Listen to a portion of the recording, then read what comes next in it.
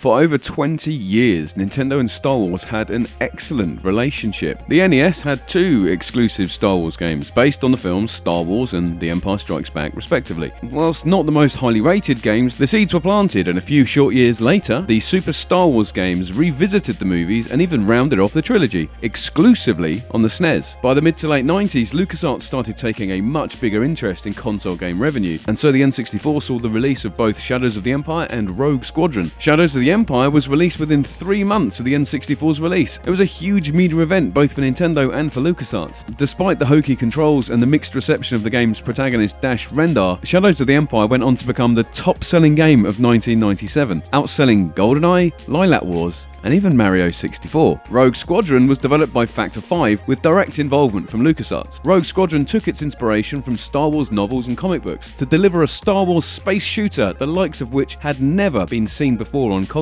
Rogue Squadron pushed the limits of the N64 hardware, with Factor 5 doubling the N64's output resolution by using the console's expansion pack in new and adventurous ways. Nintendo were originally against their hardware being hacked in such a way until they saw what a difference this made to the game's visuals. Despite being released the same month as Ocarina of Time, Rogue Squadron went on to incredible financial and critical success. That same month, Nintendo signed an exclusive 3-title agreement with LucasArts for new Star Wars games, with Rogue Squadron being the first. The second game in that agreement was Episode 1 Racer, which ended up seeing a release on N64, Sega Dreamcast, and PC. So, not an exclusive game, but when you consider that pod racing sold more units than F-Zero, Nintendo would let that one pass. Factor 5 finished up the 3-game deal with the spiritual successor to Rogue Squadron, the gorgeous Battle for Naboo. Factor 5 had proved they could take Nintendo hardware to the absolute limit, and LucasArts were delivering hit after hit. Howard Lincoln, chairman of Nintendo of America, said, "The Star Wars franchise is undeniably one of the gold-plated entertainment properties of the 20th century. Launching new Star Wars video games surrounding the eagerly anticipated new Star Wars movie propels both Nintendo and LucasArts aggressively into the new century of interactive entertainment." Battle for Naboo came out 1 year before the GameCube launched, and there is no doubt that Factor 5 were already in possession of a GameCube dev kit. Rogue Leader Rogue Squadron 2 was an official launch title for the GameCube console, and this time the bulk of the game's development was done solely by Factor 5. Rogue Squadron improved on everything from the first game, and after reviews of over 90% came flooding in, Rogue Leader became a must-purchase GameCube game. Rogue Leader went on to become the best-selling third-party game ever on GameCube. Here in the UK, the game smashed into the top spot on the charts, making it the first ever third-party game to debut at number 1. Factor 5 were at the top of their game, following up shortly with Rebel Strike Rogue Squadron 3. Rebuilt from the ground up in a brand new engine, Rebel Strike added in multiplayer and local co-op, and the visuals were taken to the next level with more ships on screen, better explosions, and probably the best ship-to-ship space battles ever seen in a game.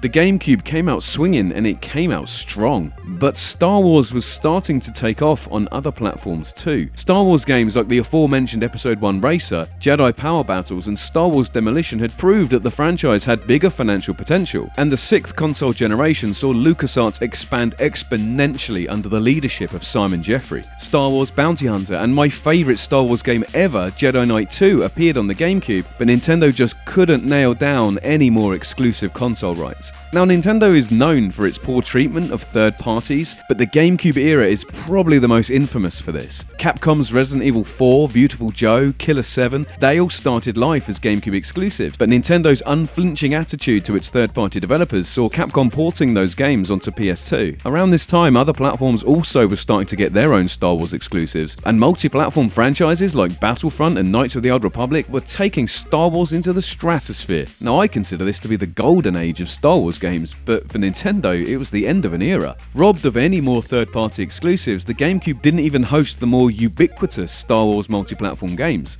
The Wii would prove to be the perfect storm, as Nintendo started marketing the Wii console to a casual, family-friendly market, but LucasArts were pushing Star Wars into a darker, more adult tone. The Force Unleashed series was ripping up trees in terms of sales, and the Wii port helped to make it the fastest-selling Star Wars game ever. The Wii version of the Force Unleashed had a multiplayer mode that was like a Smash Brothers clone. It attracted high praise, but flaws in the Wii version's single-player prevented it from becoming a must-have Wii title. The Force Unleashed 2 actually performed better on the Wii than on other platforms, garnering a higher Metacritic score than on any other console. However, the game sold poorly compared to its predecessor. Now, I've covered The Force Unleashed in greater detail in other videos, but long story short, despite selling nearly 2 million units on the Wii alone, LucasArts considered The Force Unleashed a failure and would retract into an extremely risk-averse model for its remaining years. Now, I'm sure I wasn't the only person who, when seeing those Wii launch videos, immediately thought that this platform was perfect for a lightsaber video game. And the Wii did get the exclusive Star Wars Clone Wars lightsaber duels, which did offer the promising premise of Wiimote-controlled lightsaber duels, but ultimately it boiled down to a mediocre waggle fest, and it fell massively short of those expectations. Factor 5, Out of the Wings, announced the Rogue Squadron trilogy game, which did promise Wii-controlled lightsaber fights, but it was cancelled at the last minute. A couple more multi-platform games and that was it for the Wii. Now, yeah, the Wii didn't suffer for Star Wars games, but there was no platform-defining killer app, unlike every Nintendo console before it. LucasArts are as equally to blame here as Nintendo. By shifting their focus away from their flagship franchise, LucasArts embarked on a path which ultimately led to the closure of the studio. There was a time when Star Wars games by themselves were a seal of quality. After the closure of LucasArts, it looked for a while that we would never get good Star Wars games ever again. But there is still hope. Disney are showing that they do have a strategy for their games division, and Nintendo are proving that there's still life in the old dog yet. Nintendo have had a hard time recently. The Wii U certainly suffered, despite having so much going for it. Now, it wouldn't be new or particularly clever of me to suggest that Nintendo need to increase their offering or better their third and second party content, but here I'm just talking about one particularly special relationship: Nintendo and Star Wars. Historically, it's been proven that exclusive Star Wars games are a great weapon in Nintendo's arsenal. If you were to draw a Venn diagram of Disney's core demographic and Nintendo's core demographic, it would just be two circles, one on top of the other, right? It would seem that right now, in this post-LucasArts world, there has never been a better time for a Star Wars game on a Nintendo platform. Now fine, yeah, mistakes were made on both sides, but there is an incredible opportunity here for both franchises to heal those wounds and move into a brighter tomorrow together. Now, what do you think about new Star Wars games on new Nintendo platforms? What games would you like to see, or would you rather see Nintendo concentrate on something else? Thanks for watching. For more Star Wars gaming content, please subscribe to The Game Show. Perfect.